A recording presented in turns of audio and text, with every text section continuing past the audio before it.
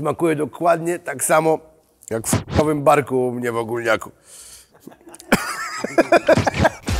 Takiego miejsca w sieci jeszcze nie było. Na moim YouTubie nie tylko znajdziecie turbo smaczne przepisy, ale także i morze porad oraz wskazówek, jak szybko coś upichcić. Będzie też mnóstwo śmiechu i zabawy. Zapraszam. Buongiorno, moje głodomory! Dzisiaj postanowiłem wziąć się za totalny klasyk, który kocha każde dziecko. Mowa o pizzy. I choć jest w internecie mnóstwo na nią przepisów, to ja postanowiłem pokazać Wam przepis na moją ulubioną. Zanim zabiorę się za ciasto, przygotuję pomidorki sherry. Pomidorki trzeba umieścić w takim żaroodpornym naczyniu, po czym delikatnie polać je oliwą. Powinny się piec w temperaturze około 200 stopni. Jak długo? Tak długo, aż skórka pęknie i będzie łatwa do ściągnięcia. Czas zająć się ciastem.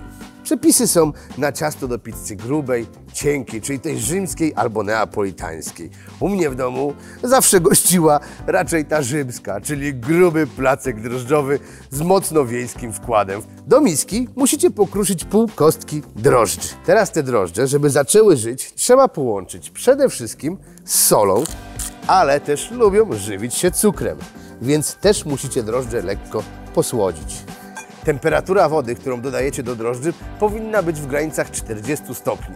Dolewam do tego odrobinę oliwy, po czym dosypuję mąki. Tą mąkę wcześniej przesiałem. Teraz ciasto muszę włożyć do lodówki. Niektórzy trzymają tylko godzinę, niektórzy 2, niektórzy 24 godziny. Ja oczywiście byłem sprytny i przygotowałem sobie ciasto trochę wcześniej. Darowało tylko dobę. Odstawcie na bok i przygotujcie sobie wszystkie pozostałe składniki. Z tego wszystkiego zapomniałem o pomidorkach. Poczekajcie chwilę, lecę do piekarnika. O, tak, właśnie o to mi chodziło.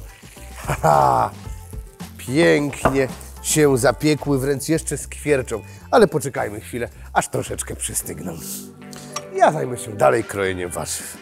Cebulę pokrójcie w piórka, a teraz czas na pieczarki. Oczywiście je też pokrójcie w grube plasterki. No i w końcu nadeszła kiełbasa. Ją pokrójcie w drobną kostkę. Czas zabrać się za rozwałkowanie ciasta. Stolnicę zawsze musicie najpierw lekko posypać mąką, aby ciasto się nie przykleiło. Palcami rozciągam teraz placek, ale żeby było równomiernie grube ciasto, to użyję jeszcze wałka.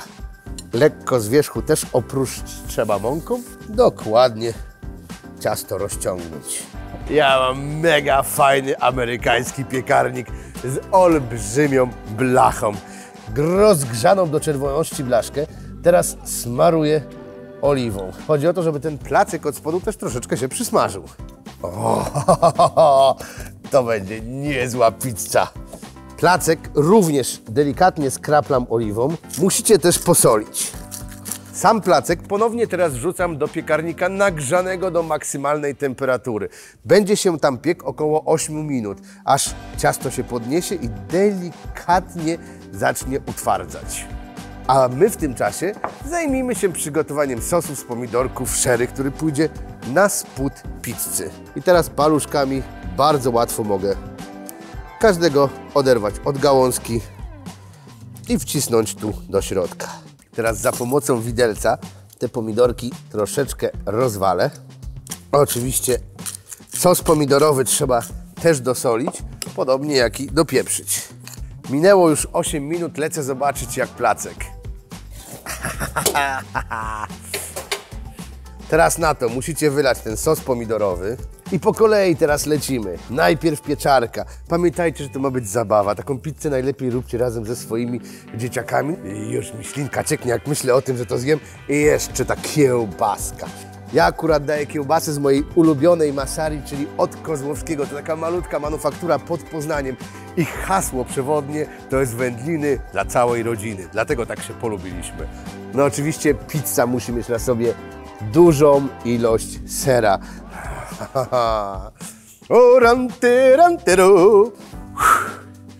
No to mamy teraz 10 minut dla siebie. Dzieciaki pobiegły na górę, a Wy możecie odpocząć w ciszy. Bo pamiętajcie, że za 10 minut, gdy wyciągniecie pizzę, na pewno cisza przestanie istnieć. I to się nazywa prawdziwa rodzinna pizza. konkretne, grube ciasto, do tego mnóstwo pysznych dodatków. A jak tu pachnie, to po prostu powala na kolana. Żeby było jeszcze cudowniej, to całą pizzę udekoruję listkami bazylii. Pizzę poleję teraz obłędną oliwą bazyliową. Grubiutka, pyszniutka pizza. Co wam tu dużo będę mówił? Wasza rodzina zwariuje, jak zrobicie taką pizzę. Tutaj do garnuszka wlałem całkiem sporą ilość oliwy, oczywiście tej z drugiego tłoczenia. Do niej teraz dorzucę sporo świeżej bazylii. I jeszcze do tego kilka ząbków czosnku. Te ząbki czosnku musicie wcześniej zmiażdżyć.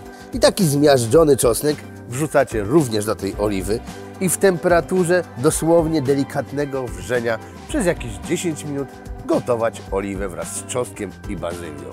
Przestudzoną oliwę teraz przelejcie do swojego ulubionego dzbanuszka. Idealny dodatek do pizzy.